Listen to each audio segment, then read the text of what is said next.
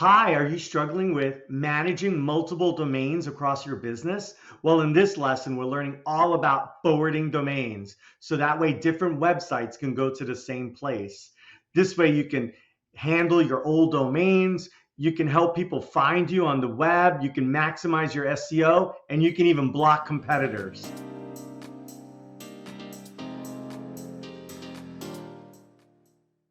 I'm Angel from RT Course Experts, and we help creative online course teachers with their tech. In this lesson, we're learning all about forwarding domains. We're going to learn what is it, why forward, how to forward, and then we'll go over an example, and finally we'll summarize all our top tips. So first of all, what is a domain? So a domain is a web address. So a domain is a name of a service that you type on your browser and then you go somewhere. That somewhere is like a computer. It could be your course, it could be your community, it could be your coaching website. So that computer that has that service has an address, just like a home address, 123 Main Street. But you look up a name in the old school yellow pages, you look up a name on Google, or you hear about a name on some ad. So that name is your website business, and that's the domain. So the domain basically maps names to computer IP addresses. So you have it, right? Like maybe your main website, something.com, is a name, and that maps to a computer website, some WordPress hosting website or something like that. So what we're going to talk about today is forwarding domains. So what is this forwarding a domain concept? Well, you can configure more than one website to point to another server. So you can have a few websites that point one computer, one server, one service. In some cases, you may have one address that points to a server, and you may want to have a second address, an old address, forward, just like mail forwarding. So you may want to have one or more addresses point to a particular server. And that's what we're going to talk about today. And we're going to explain why that's useful. Why domain forwarding is useful is that there are lots of use cases when you may want more than one address pointing to this specific server that you have. Let's just say it's your course server. Why this is all useful is because you may want to have old names, new names, alternative names, all pointing to the same place, the same server. One of the first reasons why you may want to forward your domain is that you have an old domain.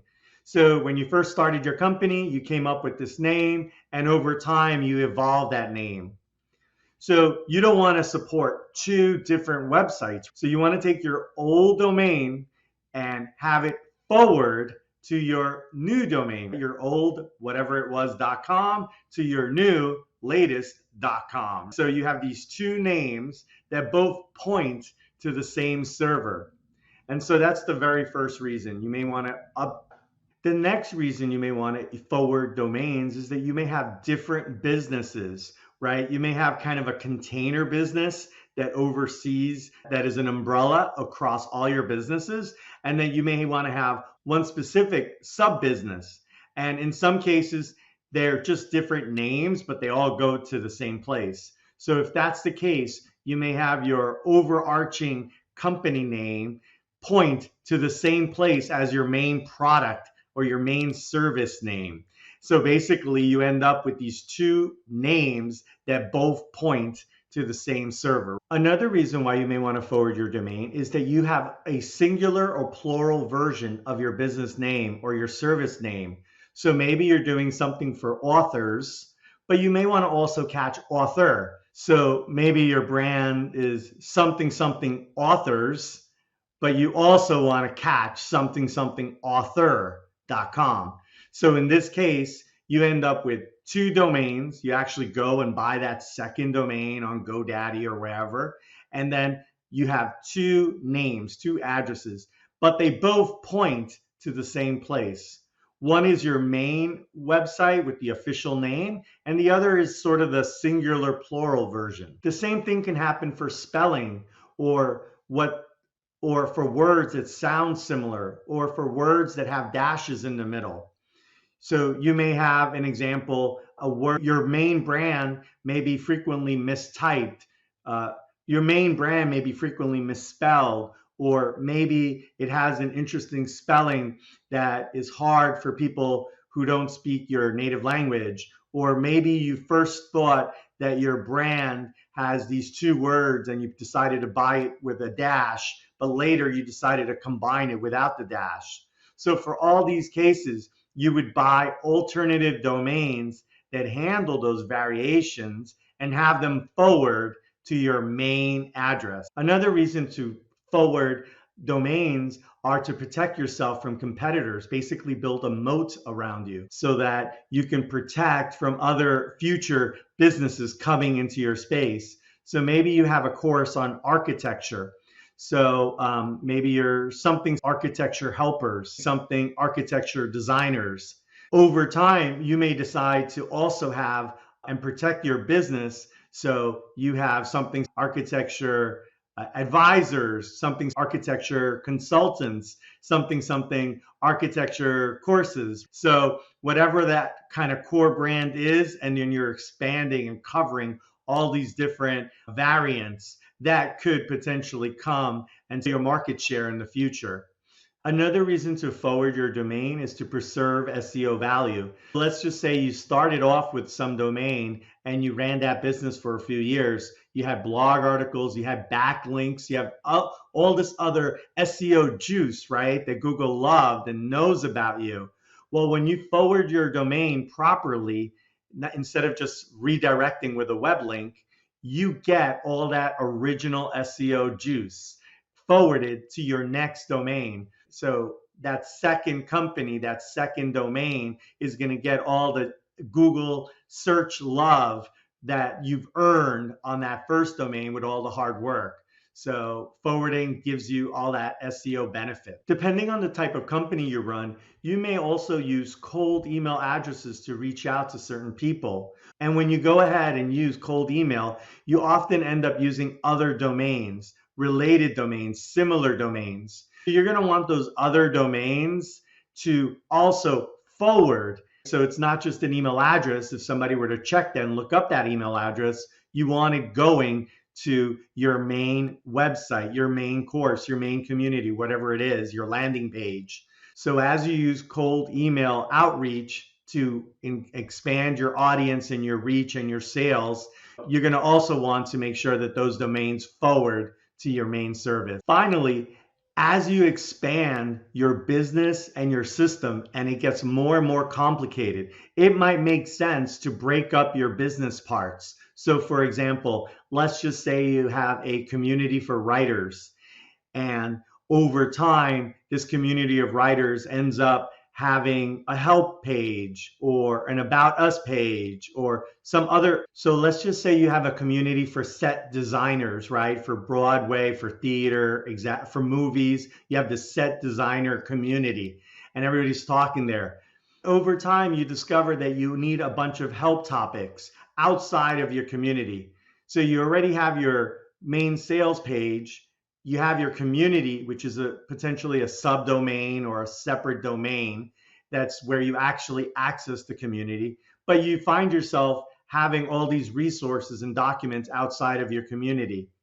So in some cases, it might make sense to have help dot, the name of your community.com, and that help dot or whatever your community name is, help.com. What you're basically doing is you're breaking out all the help and you build out this other website that just has help, a bunch of topics, FAQs, it has a search engine, and has all these different help topics, help resources for your community.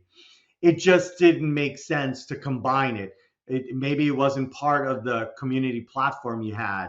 So what you do is you build a separate island. And so in those cases, whenever people click on that help, you're sending them to this other place, this other thing. You're sending them to this other island of information that has all the help for that community. This is just one example, but as systems get larger, you break out those components. As systems get larger, you may break out those islands of services, information, etc. Let's talk about how you actually forward your domain. So remember, your domain is this, it's probably part of your hosting plan. And in there, you might have some DNS, domain name system. You might have some DNS entries. So you're going to go look up your domain in there, and then you're going to see a lot of different options. But one of those options is going to be to toggle forwarding. So the first thing you're going to do is you're going to specify where do you want this domain to go. You're going to specify a destination URL, the next place that when they visit this first place, you want them to go to this other place. Then you're going to specify the protocol. The protocol, in high level, it's how two things talk. So there's two standard protocols that we all use. There's two standard protocols that creative course creators use, and that's HTTP or HTTPS. The S is the secure one. So you're going to specify a protocol. Go to this other website using this other language. Secure is good because it sends good signals to Google that it's secure. And if you're maybe going to buy something secure, you get the little like icon, you get the little lock icon. So that's cool. And so it ensures, it gives confidence to your customers. Depending on your hosting system, there's at least these two different options on how to forward. The first one is a code 301. Hey, this is permanent. I'm not building anything here. From now on, just always go to this new website. And that's cool because you also get all the old SEO juice from the prior website. So 301 is permanent. By the way, you can even change it when you need to. But it's basically telling the browser and Google, hey, for now on, as far as I'm concerned, all that old stuff, go to this new place. That's where the new stuff is located. The other option is a 302, which is a temporary forward. And that might be used for maintenance. For example, hey, for the next week, I need you to forward to this other website. Maybe this first website is fully loaded, or it's broken, or the server or the network or whatever, something's going on, and you need to temporarily redirect, temporarily forward to another website. Most of the time for domain forwarding, you're going to use permanent. You're going to use permanent. If you need to, in 6 months, you need to change it, that's okay. You can do that. So just set it as permanent. From now on, the browsers and Google will just say, oh yeah, if I needed that first website, I know I'm going to go to the second website. I remember it. I cache it. I remember it. And I'm just going to use it real quick. I'm just going to go to that next website. The systems will all know how to handle the updated website. Once you finally configure and save that DNS record, you need to wait for something that's called DNS propagation.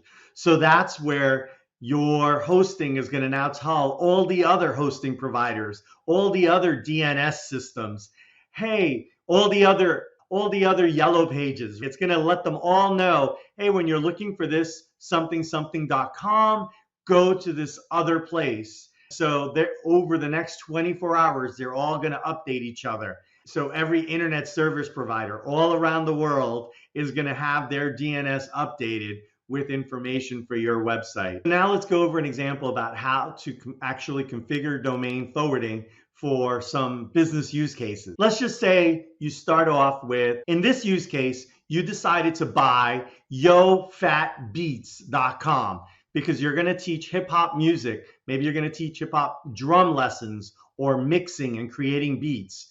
So you decided to buy this domain, yofatbeats, right? And by the way, fat is P-H-A-T and beats is B-E-A-T-Z. So then you realize, you're running your business, and a few months later, you're starting to realize people are searching. They've heard about you, but they're searching for beats with an S. Or maybe for whatever reason, your course is resonating with international students. And for whatever reason, they didn't know that your fat was P-H-A-T and they're using F-A-T. So there's just these things that are happening. You're getting the word out. People are hearing about you, but when they're looking you up, they're not exactly finding you. And you're seeing this or you're hearing about this. So you want to do something about it as the business owner. So what you would do then is to then buy additional domain variants. These are all the other domain variants. So then what you would do then is you would buy additional domain variations based on your budget, based on where you are, based on the feedback that you're hearing that people are searching for you, but they're not finding you. So you're buying these variations maybe beats with an S, beats with a Z, right? So you're getting these other variations. So let's just say you buy these 5 other domain variations, right? You don't want to blow the budget, but you just that people are searching for or entering in Google this stuff, or directly right on the web browser, on their mobile phone, on their computer, they're entering this stuff and they're getting error, not found, nothing's there. But you have your main website at yofatbeats.com. So you're buying these other domains, and then you're going to set them up for domain forwarding. So the way that would work is you're going to go to, on each of those domains, you're going to go to DNS settings for each one, and you're going to go to each one, and you're going to see that you're going to forward that individual record to, and that's where you enter the website, your main website, yofatbeats.com. So that's where you're going to enter it. And for each of those variants, you're going to forward that variant domain to the main one, yofatbeats.com, right? And then you're going to specify a permanent redirect, because you're not really going to build out those variants. You're going to take them and you're going to forward them from here on. So if somebody accidentally links to it, that's okay. Your SEO juice is going to get forwarded to your main property. If they had previously entered it on a browser, and then the browser downloads the DNS info and says, oh yeah, this website, this domain is now forwarding to this other thing, it's going to cache that. It's going to remember it. So things are going to be faster. SEO juice is going to happen, and you're going to reach out with, a bigger net. You're going to pull in more students into your main property. So you're going to save that, and then little by little, you're going to start getting forwards. You're going to start getting forwards from all these different variants, and then you're going to see your traffic's going to go up. You're going to protect yourself from competitors.